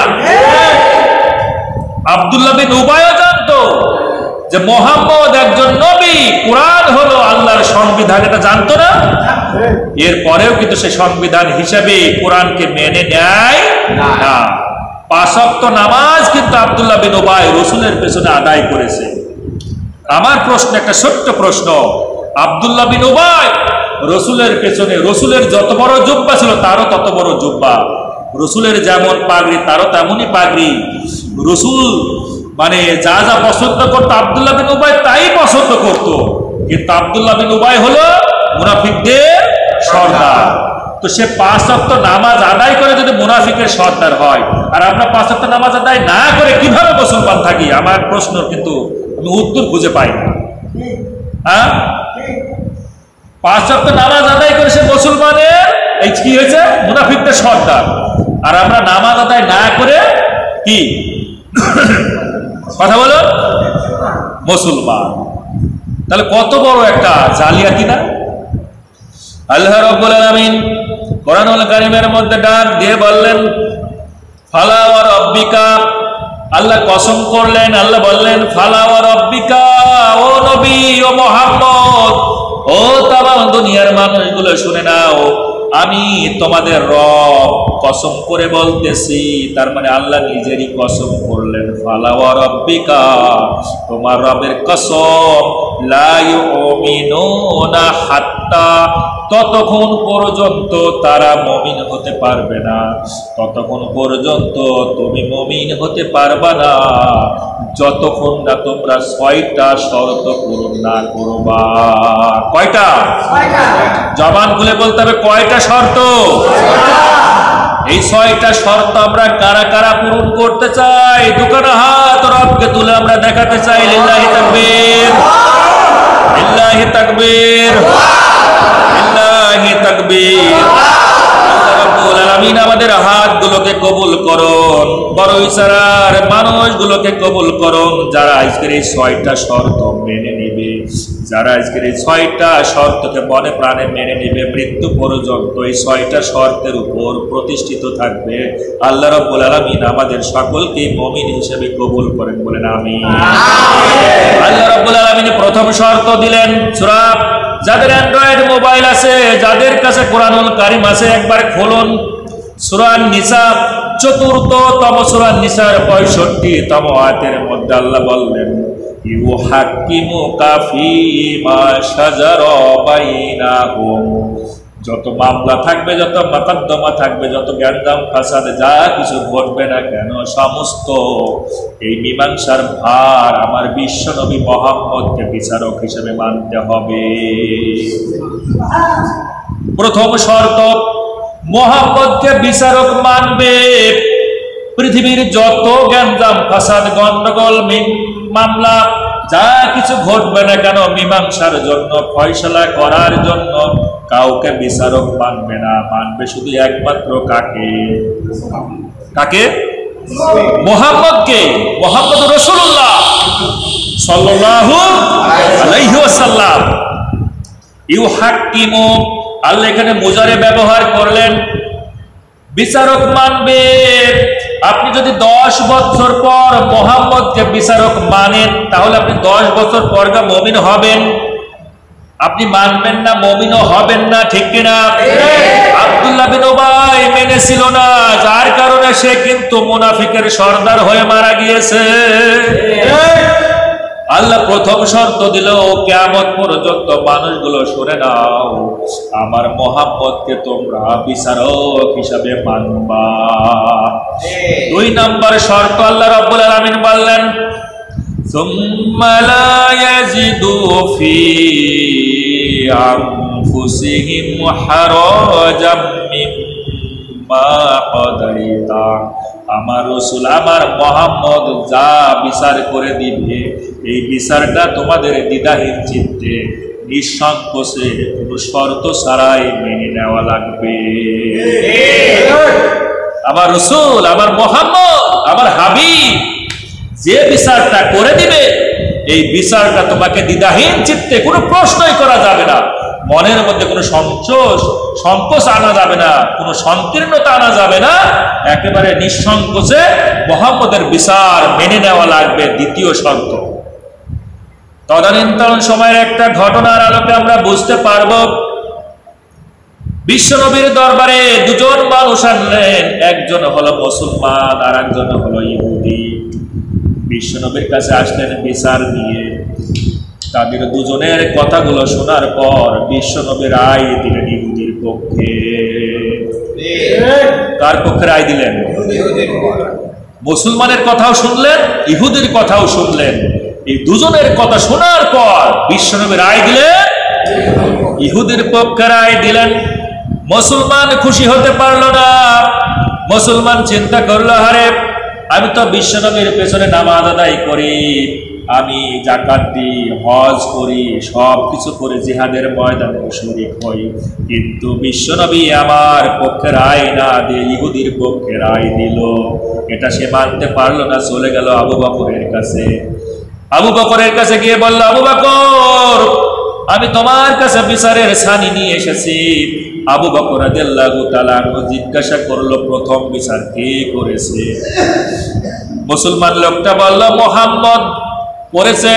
সঙ্গে সঙ্গে আবু বকরের নরম হৃদয়, কণ্ঠ খুব সফট, আবু বকরের শরীরটা থরথর করে কাঁপতে আরম্ভ করে দিল। আবু বকর ক্ষীণ সুরে বলল, ওহে ব্যক্তিদ্বয়, আমি তোমাদের মীমাংসা করতে পারবো না, বরং তোমরা চলে যাও উমারের দরবারে, উমার তোমাদের বিচার করে দিবে। চলে গেল মুসলমান এবং ইহুদি দুজনই চলে গেল উমারের দরবারে। উমার রাদিয়াল্লাহু তাআলা আনহুর কাছে গিয়ে মুসলমান বলল, ওহে উমার, আমরা এসেছি তোমার কাছে বিচারের ছানি নিয়ে, তোমরা বিচারটা করে দাও, তুমি বিচার করে দাও। উমার রাদিয়াল্লাহু তাআলা আনহু বললেন, প্রথম বিচার কে করে দিয়েছে? যখনই বলল মুহাম্মদ বিচার করে দিয়েছে, উমার রাদিয়াল্লাহু তাআলা আনহু আর স্বাভাবিক থাকতে পারলেন না, লোকগুলো খারাপ হয়ে গেলেন, তার চেহারা পরিবর্তন হয়ে গেল, আর বলল, একটু অপেক্ষা করো, আমি এখনই তোমার বিচার করে দিব। ঘরের ভিতরে ঢুকলেন, খাপ মুক্ত একটা তরবারি নিয়ে আসলেন, আনার সঙ্গে সঙ্গে মুসলমানের ওই গর্দানের উপর মেরে দিয়ে দেহটার মন্দটা আলাদা করে জমিনের উপর ফেলে দিলে। এই হলো বিচার। মুহাম্মদের বিচারকে যারা প্রশ্নবিদ্ধ করতে চায়, পৃথিবীর জমিনে তাদের কোনো জায়গা নাই। আজও যদি এই বিচার কোরআন দিয়ে হতো, আমার মনে হয় শুধু মুসলমানরাই সুবিধা পেত না, ঠিক কিনা? বিশ্বনবী বিচার করতেন কি দিয়ে? প্রশ্ন আপনাদের কাছে। বিশ্বনবী বিচার করতেন কোরআন দিয়ে, ঠিক কিনা? বিশ্বনবী কোরআন দিয়ে বিচার করতেন। সেই কোরআনুল কারীম আছে কিনা? নাই। 1450 বছর আগে যে কোরআনুল কারীমের জের জবর পেশ ছিল, আজও কি সেই পরিবর্তন হয়েছে? না। পরিবর্তন যদি না হয়ে থাকে, একই কোরআনুল কারীম আমাদের মাঝেও আছে, কিয়ামত পর্যন্ত থাকবে। আজও যদি কোরআন দিয়ে বিচার ফাইসালা হয়, আমার মনে হয় বাংলার জমিনে কেউ কিন্তু মাস্তানি করতে পারবে না। কিবা হিন্দু, কিবা মুসলমান, কিবা বৌদ্ধ, কিবা অন্য ধর্মের মানুষ, সবাই কিন্তু কোরআনুল কারীমের ছায়াতলে এসে কোরআনের ন্যায় বিচার তারা পাবে। প্রত্যেকেই ন্যায় বিচার পাবে কোরআনুল কারীমের কাছ থেকে, যেভাবে বিশ্বনবীর কাছে ইহুদি ন্যায় বিচার পেয়েছিলেন, ঠিক কিনা? আজও যারা এই বিচারকে, কোরআনের বিচারকে মানতে চায় না, ওই মুসলমানের মতো, উমারের মতো একজন শাসক যদি তৈরি হয় বাংলার জমিনে, এই রকমের মুনাফিক একটা যদি গর্দান বরাবর দিয়ে আলাদা করে দেওয়া যায়, বাকি মুনাফিক গুলো এমনি ভালো হয়ে যাবে, ঠিক কিনা? একজন মানুষ যদি অন্যায় করে, চুরি করে, একজন মানুষের হাত যদি জনসম্মুখে কেটে দেওয়া হয়, আমার মনে হয় বাংলার জমিনে একটা সুস্থ চোর পর্যন্ত খুঁজে পাওয়া যাবে? পাওয়া যাবে? শেষ কি চোরও খুঁজে পাওয়া যাবে না, কারণ ও হাতের দিকে একবার তাকাবে আর চুরির দিকে একবার তাকাবে। আমি চুরি করতে গেলে যদি ধরা খায়, তাহলে আমার হাত থাকবে না, ও হাত নাই হয়ে যাবে। এই হাতের কথা চিন্তা করে ও চুরির দিকে যাবে? যাবে না। ও আমার মুসলমান ভাইরা, অবরোচনার মানুষগুলো শুনে নাও, কাকে তোমরা নেতা মানো, কাকে তোমরা নেতা নির্বাচন করো, এই যাদেরকে নেতা নির্বাচন করো, এরা যদি খারাপ কাজে আসক্তি থাকে, খারাপ কাজে যদি সমর্থন করে, এই যত পাপ তোমাদের মাথাও চলে আসবে, ঠিক কিনা? ঢাকার বুকে যে ওয়াসা লাইন আছে, ওয়াসার যে হেড, ওখানে যদি বিশুদ্ধ পানি ঢেলে দেওয়া হয়, সারা ঢাকার বুকে কিন্তু বিশুদ্ধ পানিগুলোই সাপ্লাই হবে, ঠিক কিনা? আবার যদি ওয়াসার ওই পরিচালক ওখানে যদি মধু ঢেলে দেয়, তাহলে পুরো ঢাকার মানুষগুলো কিন্তু মধু পাবে, ঠিক কিনা? এমন একটা লাইন শুধু ঢেলে দিল মধু, সারা ঢাকার বুকে মানুষগুলো মধু খেয়ে বাঁচবে, ঠিক কিনা? আবার যদি অসার ওই মানুষটা যদি কাদা মাখানো পানি ঢেলে দেয়, তাহলে পুরো ঢাকার বাসী কিন্তু কাদা মাখা পানি পাবে, ঠিক কিনা? আপনার নেতা যত অন্যায় করবে, অপরাধ করবে, তার শাস্তি কিন্তু আপনাকেও নেওয়া লাগবে। তার বাস্তবতা কিন্তু আমরা দেখতেই পেলাম। নেতা নাই, 30 মিনিটের মধ্যে নেতা বঙ্গোপসাগর পাড়ি দিয়ে দাদার দেশে গিয়ে কিন্তু ভালো মন্দ খাওয়া দাওয়া করতেছে। আর এই দেশে বসে বসে কিন্তু নেতার যারা চামচা ছিল তারা কিন্তু আজ রিমান্ডে গরম গরম ডিম খাচ্ছে, ঠিক কিনা? তার মানে নেতা কাকে মানতেছে? দুনিয়াতেও আপনাকে শাস্তি নেওয়া লাগবে, মরণের পরেও। দুনিয়াতে যে গরম ডিম নিচ্ছে, মরণের পরেও কিন্তু ওই একই ডিম, এর চেয়ে কঠিন ডিম আপনাকে নেওয়া লাগবে। সুতরাং নেতা কাকে ভাবতেছে? এই বাংলাদেশের যতগুলো বেশ্যালয় আছে, একটু মনোযোগ দিয়ে শুনুন। বাংলাদেশে যতগুলো বেশ্যালয় আছে, যত পতিতালয় আছে, পতিতালয় আছে, সমস্ত পতিতালয় কিন্তু বেশ্যালয়গুলো রেজিস্টার্ড ভুক্ত বাংলাদেশের, ঠিক কিনা? এই বাংলাদেশের যিনি সরকার হন, সরকার প্রধান, তাদেরকে কিন্তু রেজিস্টার দিয়ে থাকে। এরা কিন্তু এই দেহ বিক্রি করে টাকা ইনকাম করে, ঠিক কিনা? আজকের বাংলার জমিনে যদি কোরআন প্রতিষ্ঠা থাকতো, জাকাতের বিধান যদি চালু থাকতো, এই পতিতালয়ের মানুষগুলো দেহ ব্যবসা যারা করে তাদের মাথা পিছু যদি 5 লক্ষ করে টাকা দেওয়া হতো, এই মহিলারা কি এই ধরনের ব্যবসা করতো বলেন? করতো না। বাংলার জমিনে যত লক্ষ লক্ষ কোটি কোটি টাকা আছে, জাকাত যদি উত্তোলন করা হয়, আমার তো আজ থেকে 15 বছর আগেই শুনেছিলাম, 15 বছর আগেই শুনেছিলাম বাংলার জমিন থেকে যদি সঠিকভাবে জাকাত উত্তোলন করা হয়, 22,000 কোটি টাকা জাকাত উঠবে বাংলার জমিনে। তার মানে 15 বছর পর আজ কত টাকা জাকাতের হয় একটাবার চিন্তা করে দেখো। একবারে যদি ওই মানুষগুলোকে 5 লক্ষ, 2 লক্ষ, 10 লক্ষ করে টাকা দেওয়া হয়, যারা অভাবী মানুষ তাদের মাথা পিছু যদি 1 লক্ষ, 2 লক্ষ করে টাকা দেওয়া হয়, আমার তো মনে হয় না ওরা ওই ধরনের খারাপ কাজ আসক্তি হবে। আর খারাপ কাজ করবে? জীবনেও করবে না।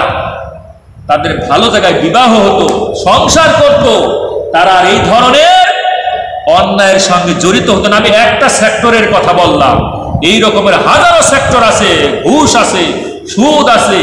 আজ যেখানে বেতন বৈষম্য আছে, এই বাংলার জমিনে শিক্ষক যারা, একজন হাই স্কুলের টিচারের বেতন কত টাকা? সর্বপ্রথম যখন ঢোকে, এর আগে 12,000, 12,500 টাকা বেতন ছিল। যদি সে ওই করে আসে, ওই যে আপনার বিএড করে আসে, তাহলে তার 4,000 টাকা বেড়ে হয়তো 16,000 টাকা হয়। আপনি ঢাকার বুকে একটা যদি 2 রুমের বাসা নেন, আপনার কত টাকা ভাড়া লাগে? 10,000 টাকা বা 8,000 টাকা নিচে কিন্তু 2 রুমের বাসা পাওয়া যায় না।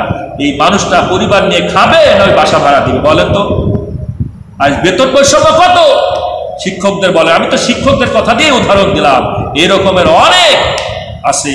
আজ গার্মেন্টসে যে সকল আমার বন্ধুরা চাকরি করে, যে সকল বোনেরা চাকরি করে, এই সকাল বেলায় যায়, সকাল বেলায় যখন গার্মেন্টসের ভিতরে ঢোকে সূর্য দেখতে পায় না, আবার যখন গার্মেন্টস থেকে বের হয়ে আসে এরা কিন্তু সূর্য দেখতে পায় না। শুধু শুক্রবারের দিন, এই শুক্রবারের দিন শুধু সূর্যটা দেখতে পায়, এছাড়া সপ্তাহে একদিনের জন্য সূর্য দেখতে পায় না। তাদের বেতন কত টাকা? এত হার্ড পরিশ্রম করে। এই পৃথিবীর মধ্যে সবচেয়ে বেতন বৈষম্য হলো বাংলাদেশের, ঠিক কিনা?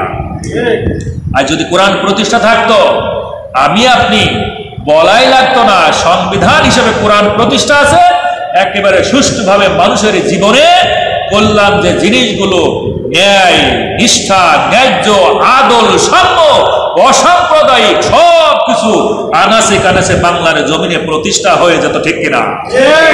এই জন্য আমার বন্ধুরা, সকলকে আমি আহ্বান করতে চাই, সুখী সমৃদ্ধি একটা সমাজ যদি প্রতিষ্ঠা করতে চান, আপনার সন্তানকে যদি আপনি সঠিকভাবে মানুষের মতো মানুষ করতে চান, এই সমাজ, এই দেশটাকে যদি আপনি আল্লাহ সুবহানাহু ওয়া তাআলার পছন্দের দেশ বানাতে চান, রহমতের দেশ যদি বানাতে চান, এই কোরআনুল কারীমের বিকল্প কিছু নাই, ঠিক কিনা?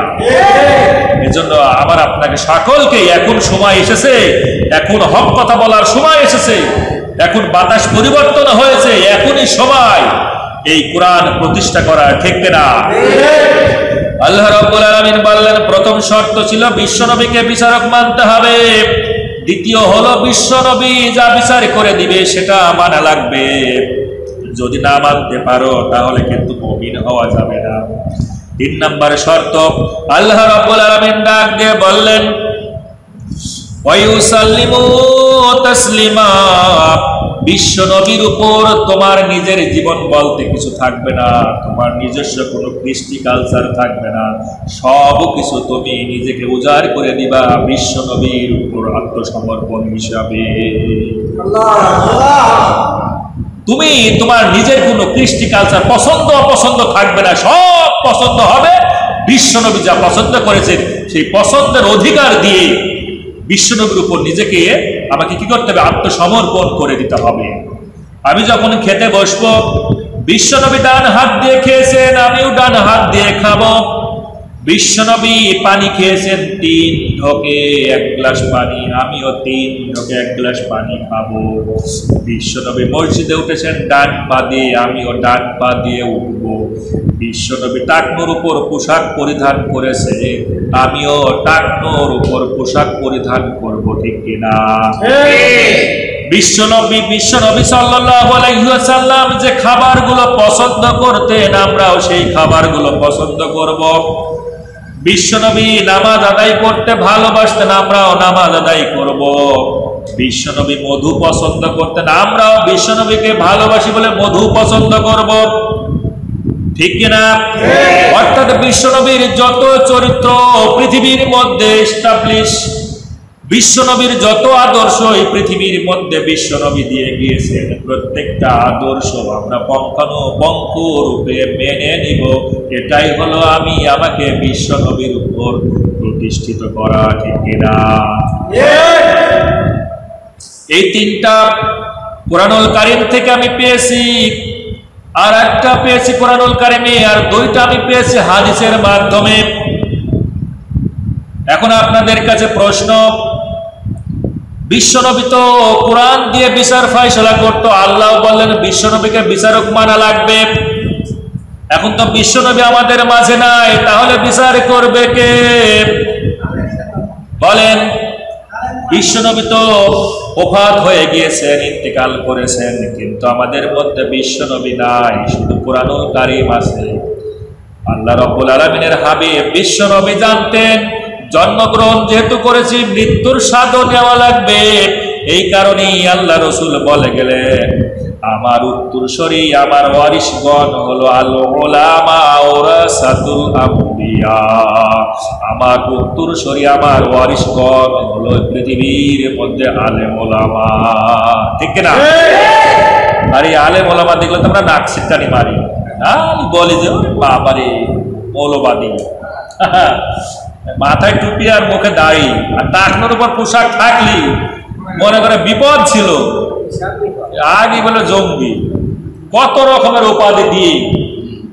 এই যে মৌলবাদী শব্দটা আমার খুব ভালো মনে আসে, কোরআনের পাখি শহীদ আল্লামা দেলোয়ার হোসেন সাঈদী সাহেব তিনি বলেছিলেন যে মূল থেকে মৌলবাদের উৎপত্তি। কোথা থেকে?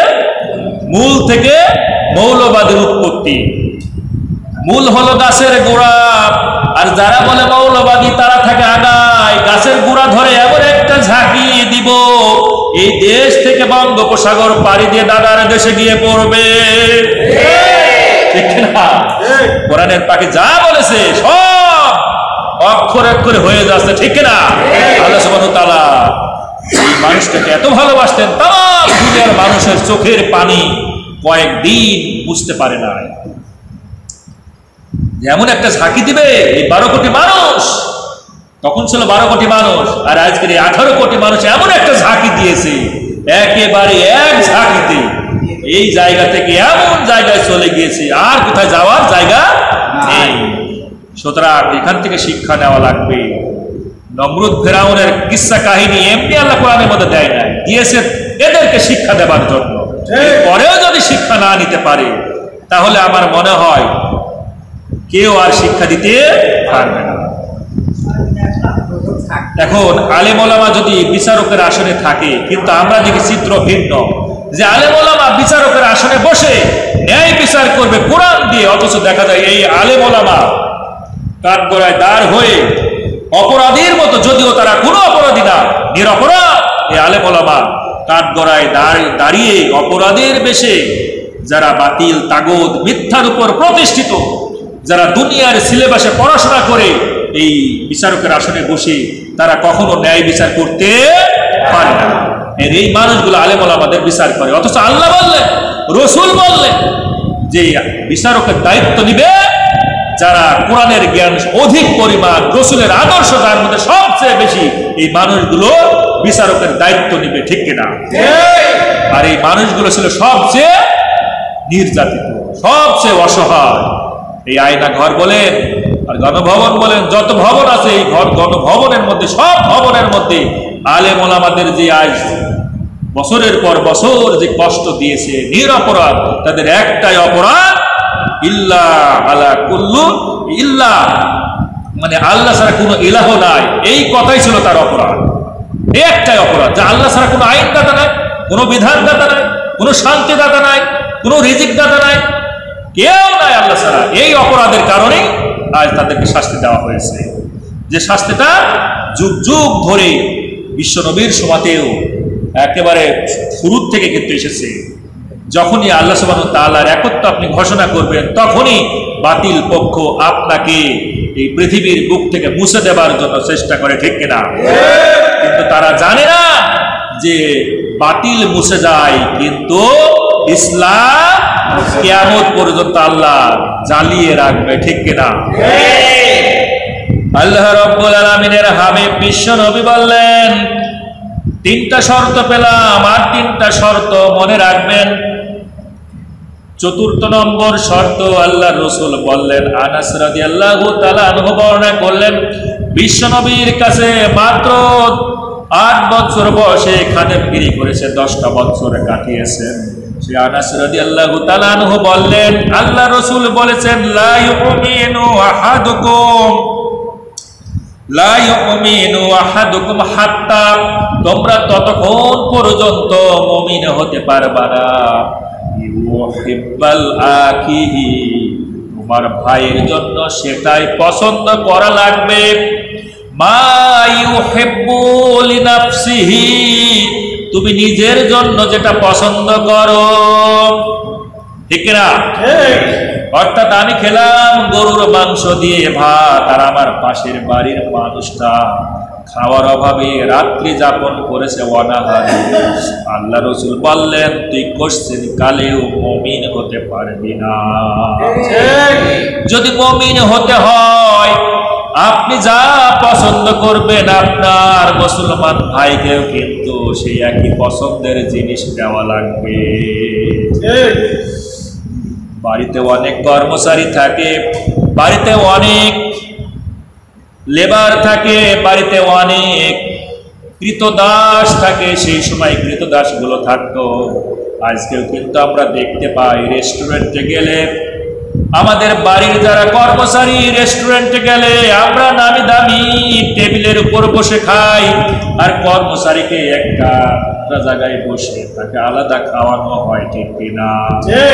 আল্লাহ রাব্বুল আলামিনের হাবিব বিশ্ব নবী বললেন, লা ইউমিনু আহাদুকুম, তোমরা কোশ্চেন কালেও মুমিন হতে পারবা না, হাত্তা, ততক্ষণ পর্যন্ত যতক্ষণ না ইউহিব্বাল আখিহি, তোমার ভাইয়ের জন্য সেটাই পছন্দ করো, মা ইউহিব্বু লিনাফসিহি, যা তুমি তোমার নিজের জন্য পছন্দ করো। বোঝা গেল মুসলমান? এবার মনে হয় একটা কঠিনই হয়ে গেল, আমাদের তো মানে আমাদের তো প্রতিকূলে চলে গেল, যে আমরা যা পছন্দ করবো আবার আমার প্রতিবেশী ভাই মুসলমানদের জন্য তাই পছন্দ করা লাগবে। এটা আমাদের একটু কঠিন হয়ে গেল না?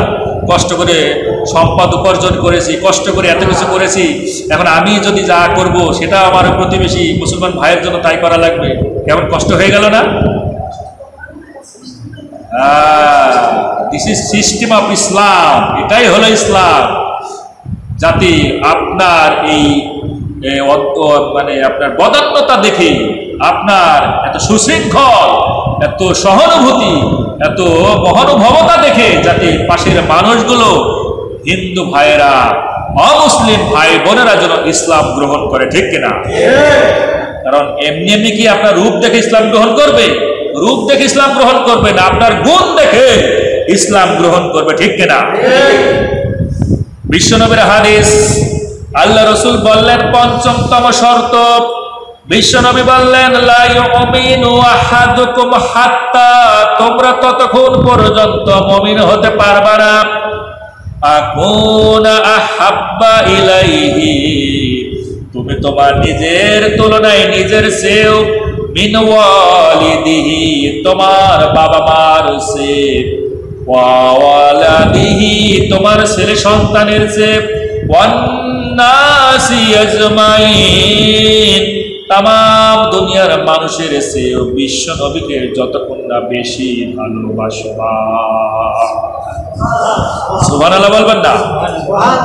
তার মানে আমার নিজের চেয়ে, বাবা মার চেয়ে, আমার সন্তান আদির চেয়ে, তামাম দুনিয়ার মানুষের চেয়েও বেশি ভালোবাসা লাগবে কাকে? বিশ্ব নবীকে। ঠিক আছে? আর আমি গণভবনে বসে বড় বড় চই খাই, হাঁস খাই, আর ছাগলের রান খাই, আর আমার বাংলার মানুষগুলো, আমি শাসক হয়ে আমার কর্মচারী, বাংলার যতগুলো মানুষ সবাই তো কর্মচারী, ঠিক কিনা? যিনি শাসক তার সকলই তো প্রজা, আর প্রজারা খায় ওই 40 টাকা দামের মোটা মোটা চাউলের ভাত, আর ওই 60 টাকা কেজির ওই আলু, আর 400 টাকা কেজি মানে ঝাল, কত রকমের এই যে খাবারগুলো ঠিক মতো পায় না। আর আমি গণভবনে বসে বসে ছাগলের রান খাবো, আর ওই যে পুকুরের মধ্যে থেকে বড় বড় মাছ ধরে খাবো, আর দুধ খাবো, দই খাবো, আর আমি বলি যে আমি তাহাজ্জুদ নামাজ আদায় করি, অথচ গণভবনে একটা তসবিহ পর্যন্ত খুঁজে পাওয়া যায় না, বড় বড় বোতল পাওয়া গিয়েছে, ঠিক কিনা? আল্লাহ রাসূল বললেন লা ইউমিনু আহাদুকুম, তুই তো ততক্ষণ পর্যন্ত মুমিন হতে পারবি না, হাত্তা, যতক্ষণ না ইউহিব্বাল আখিহি, তোর ভাইকে, তোর প্রজাকে তুই তাই খাওয়াবি, যতক্ষণ না মা ইউহিব্বু লিনাফসি, তুই গণভবনে যা খাবি, ঠিক কিনা? ওমর রাদিয়াল্লাহু তাআলা আনহু শাসক ছিলেন। মদিনায় দেখা দিল অনাহার, মদিনায় দুর্ভিক্ষ দেখা দিল, প্রতিজ্ঞা করলো এই মদিনার মানুষ যতক্ষণ না ভালো কিছু না খাবে, আমি ততক্ষণ পর্যন্ত ভালো কিছু খাবো না। কোনো গোশত খেতেন না ওমর রাদিয়াল্লাহু তাআলা আনহু, যতক্ষণ না তার ওই মানুষগুলো, তার রাজ্যের মানুষগুলো যতক্ষণ না এই অনাহার না কাটিয়ে উঠবে, দুর্ভিক্ষ না কাটিয়ে উঠবে, তারা যতক্ষণ না উটের মাংস না খাবে, গরুর মাংস না খাবে, বকরির মাংস না খাবে, আমি উমর ততক্ষণ পর্যন্ত খাবো না। এই হলো শাসক, ঠিক কিনা? এইরকম উমর যদি বাংলার জমিনে থাকতো, বাংলার মানুষগুলো এই শাক ভাত আর এই নুন ভাত, এই যে এত দামের জিনিসগুলো কষ্ট পেত না, সবাই কিন্তু একটা সহজলভ্যতা চলে আসতো, ঠিক কিনা? বাংলাদেশ কত সম্ভাবনাময় দেশ। এই যে রিসেন্টলি বলতেছে যে বাংলাদেশের হাজার হাজার কোটি টাকার ঋণের দায়, এরপরে বাংলাদেশ কিভাবে দাঁড়িয়ে আছে প্রশ্ন। কিন্তু আজ সারা পৃথিবীতে একটা প্রশ্ন উঠেছে যে বাংলার জমিন থেকে এত হাজার হাজার কোটি টাকা বিদেশে চলে যায়, এরপরে বাংলার মানুষের মধ্যে কোনো হাহাকার নাই, বাংলাদেশের মানুষ একবারে সুন্দরভাবে দাঁড়ায় আছে। কারণটা কি? কারণ হলো আল্লাহর রহমত, বলেন সুবহানাল্লাহ। আরো আলেম ওলামা আছে এই দেশে, শাহজালাল রহমতুল্লাহ আলাইহির কবর আছে বাংলার জমিনে, শাহপরানের কবর আছে, শাহ মাকদুমের কবর আছে। বাংলাদেশ হলো পীর বুজুর্গের দেশ, ঠিক কিনা? খাঁটি পীরের দেশ বাংলাদেশ, বলেন ঠিক কিনা? ভেজাল পীরের দেশ নয়, এরা ভেজাল পীরের দেশ নয়। সুতরাং এই দেশে যতই আপনি জুলুম করেন, নির্যাতন করেন, যতই আপনি শোষণ করেন না কেন, আপনি নিজেই শোষিত হয়ে যাবেন, বাংলার মানুষ শোষিত হবে না, ঠিক কিনা? পঞ্চম শর্ত আমরা কিন্তু পেয়ে গেছি, 5টা শর্ত পেয়ে গেছি। তার মানে বুঝতে পেরেছেন মুমিন হতে গেলে কি লাগবে? মুমিন হতে গেলে কোরআনের রাষ্ট্র লাগবে, আর এই কোরআন যাকে শাসক বানাবে সেই শাসকে কি বিচার মেনে নেওয়া লাগবে, অর্থাৎ কোরআনের বিচার আপনাকে মেনে নেওয়া লাগবে। আপনি যত নামাজি পড়েন না কেন, যত হজ করে আসেন না কেন, যা কিছু করেন না কেন, যতক্ষণ না কোরআনুল কারীমের বিচার আপনার ভালো না লাগবে, আল্লাহর কসম আল্লাহি আল্লাহি আল্লাহি, আপনি ততক্ষণ পর্যন্ত লা ইউমিনু, আপনি ততক্ষণ পর্যন্ত মুমিন হতে পারবেন না। আগে আমরা হাত তুলে স্বীকার করেছি আল্লাহ আজকের এই শর্ত আমরা মেনে নিব।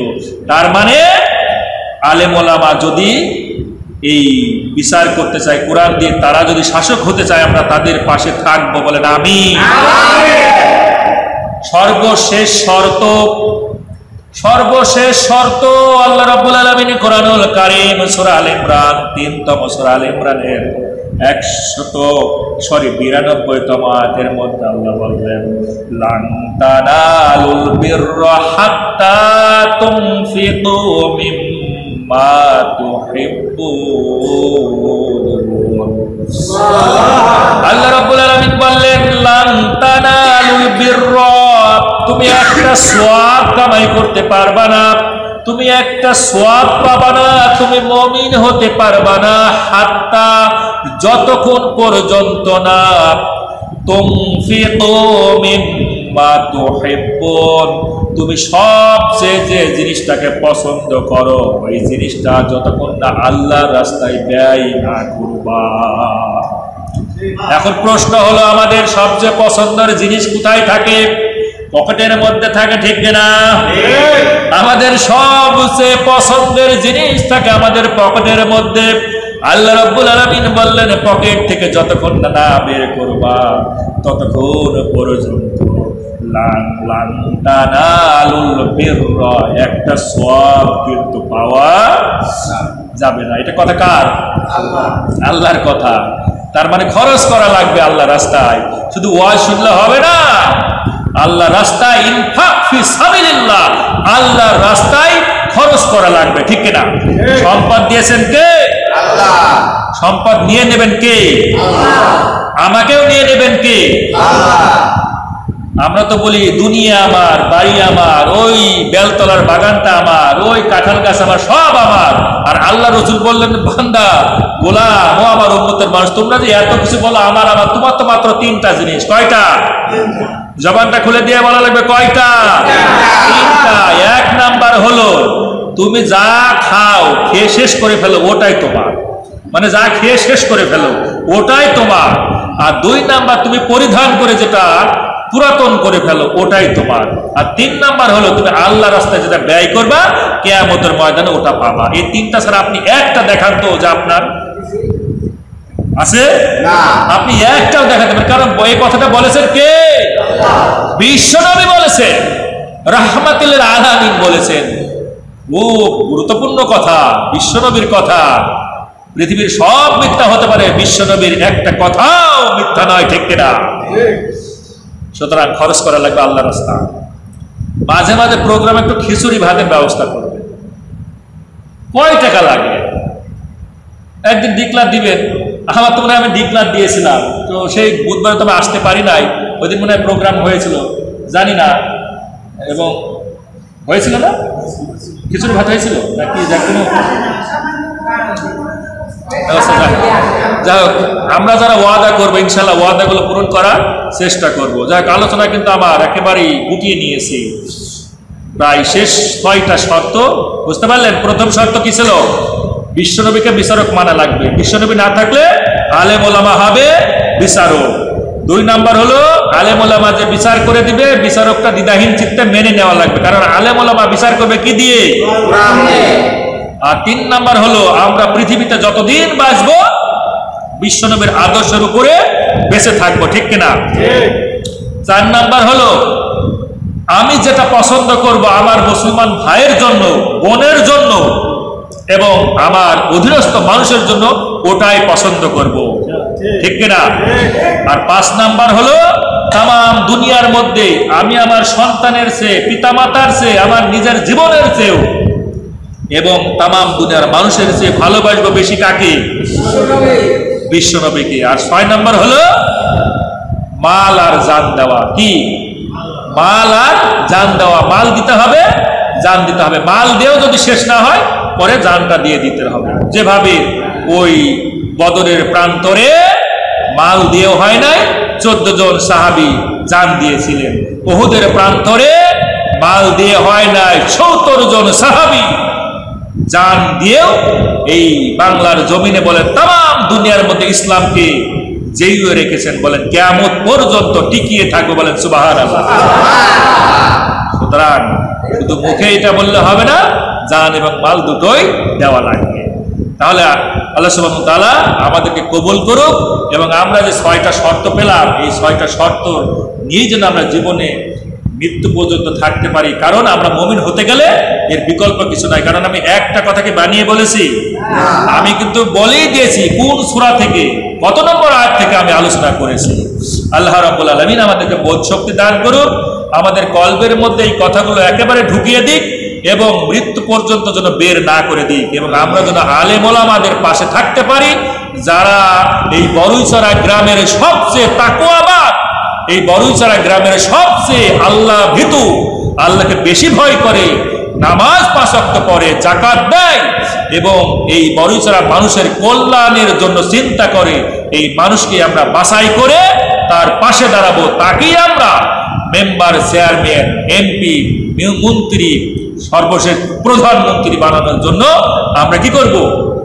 সব সময় চেষ্টা করব। আল্লাহ সুবহানাহু ওয়া তাআলা আমাদের এই মনোবাসনাকে পূর্ণ করেন। বলেন আমিন, আমিন, আমিন, আল্লাহুম্মা আমিন সুম্মা আমিন। রব্বানা যালামনা আনফুসানা ওয়া ইল্লাম তাগফির লানা ওয়া তারহামনা লানাকুনান্না মিনাল খাসিরিন।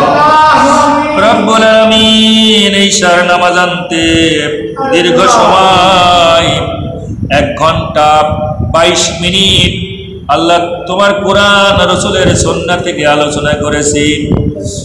ভুল ভ্রান্তি ত্রুটি বিশ্ব দিয়ে মাফ করে দিয়ে আল্লাহ রব্বুল আলামিন আজকের এই আলোচনা কবুল করে নেন। রব্বুল আলামিন, আজকের আলোচনা থেকে যে প্রতিদান তুমি দাও, সর্বপ্রথম প্রতিদান তোমার বিশ্ব নবীর কবরে পৌঁছায়া দাও। আল্লাহ রাব্বুল আলামিন, বাবা আদম, মা হাওয়া থেকে শুরু করে যত নবী রাসূল পৃথিবীর বুক থেকে চলে গেছে, সাহাবা আজমাইন, সদকে সালেহিন, খোলাফায়ে রাশিদিন, যত বুজুর্গ, আলেম ওলামা, আল্লাহ রাব্বুল আলামিন তোমার প্রিয় বান্দা বহিন কবরে ঘুমিয়ে আছে, প্রত্যেকের কবরে পৌঁছায়া দাও। রব্বুল আলামিন, অত্র গ্রামের অনেক মা বোন হাত তুলেছে, অনেক বাবারাও হাত তুলেছে। আল্লাহ রাব্বুল আলামিন, আমাদের অনেকের বাবা নাই, মা নাই। কতদিন হলো বাবাকে দেখি নাই, মাকে দেখি নাই। স্ত্রী চলে গেলে স্ত্রী পাওয়া যায়, সন্তান হারিয়ে গেলে সন্তান পাওয়া যায়, কিন্তু বাবা মা যদি চলে যায়, তামাম দুনিয়া তন্ন তন্ন করে খুঁজলে বাবা মাকে খুঁজে পাওয়া যায় না। রব্বুল আলামিন, তোমার পরে যার ইহসান করার কথা তুমি বলেছো, যাকে ভালোবাসার কথা বলেছো, ফরজ করে দিয়েছো, সেই বাবা মাকে আমরা অনেকেই হারিয়েছি। বাবা মার জন্য 2 চোখের পানিগুলো ফেলে দিয়ে তোমার কাছে কান্না জড়িত কণ্ঠে ভিখারির বেশে দুখানা হাত তুলে আবেদন করি, বাবু আমাদের ওই বাবা মার কবর গুলোকে তুমি জান্নাতের বাগিচা বানায়া দাও। আল্লাহ রাব্বুল আলামিন, আমার দাদা নাই, দাদি নাই, নানা নাই, নানি নাই, আমার শ্বশুর গহীন কবরে ঘুমিয়ে আছে।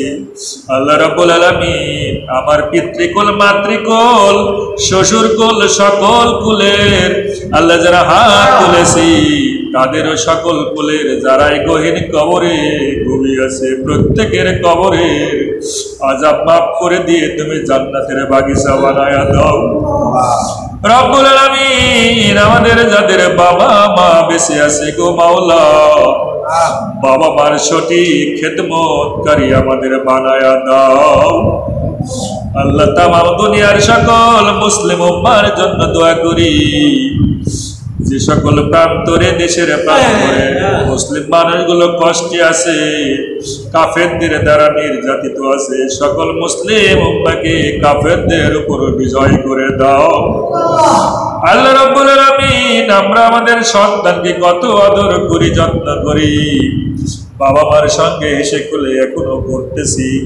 আল্লাহ, আমরা যদি গাজার কথা চিন্তা করি, ফিলিস্তিনের কথা চিন্তা করি, সেখানকার পরিস্থিতি কত ভয়াবহ। প্রতিদিন কাফের গুলো আল্লাহ তোমার খাঁটি মুমিন বান্দাগুলোকে শহীদ করে দিচ্ছে। ছোট্ট ছোট্ট কচি মুখের বাচ্চাগুলোকে আল্লাহ তারা বিস্তার দিচ্ছে না, তারা বাঁচিয়ে রাখছে না। আল্লাহ, পৃথিবীর বুক থেকে মুসলিম শূন্য করার জন্য, পৃথিবীর বুক থেকে ইসলামকে ফু দিয়ে নিভিয়ে দেবার জন্য যারা ষড়যন্ত্র করতেছে, রব তুমি দয়া করে তাদের ষড়যন্ত্র নস্যাৎ করে দিয়ে তামাম দুনিয়ায় তুমি ইসলামের পতাকা উত্তোলন করে দাও। রব্বুল আলামিন, বাংলাদেশের জন্য আমরা প্রাণ খুলে দোয়া করি। রব, এই বাংলাদেশের আনাসে কানাসে তুমি ন্যায় প্রতিষ্ঠিত করে দাও। আল্লাহ, কোরআন প্রতিষ্ঠিত করে দাও। আলেম ওলামাদের হায়াত দারাজ করে দাও। এখনো যে সকল আলেম ওলামা কষ্টের মধ্যে আছে, সকলকেই তুমি মুক্তির ব্যবস্থা করে দাও।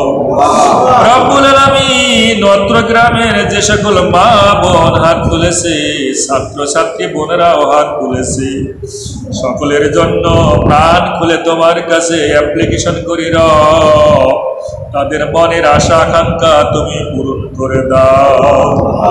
অসুস্থ থাকলে সুস্থ করে দাও।